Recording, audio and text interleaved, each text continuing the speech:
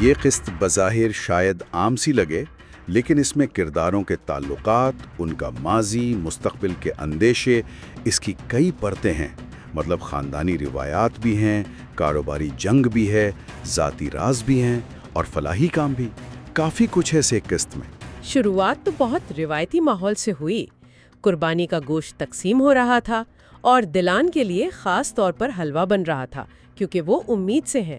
جی ہیں، یہ منظر خاندان کی روایات اور دلان کی جو نئی حیثیت ہے اس کو بھی ظاہر کرتا ہے۔ اور اسی ماحول میں آزاد صاحبہ ماضی میں کھو جاتی ہیں۔ باران کی وہ بچپن کی پینٹ، آیتن کی گڑیا۔ بالکل، اور یہ صرف یادیں نہیں ہیں میرے خیال میں، یہ شاید حال کے تناؤ کے مقابلے میں ماضی کی جو سادگی تھی اس کی طرف اشارہ بھی ہے۔ یہ کرداروں کی جذباتی گہرائی کو بھی سامنے لاتا ہے۔ لیکن یہ سکون، یہ خوشی زیادہ دیر نہیں رہتی۔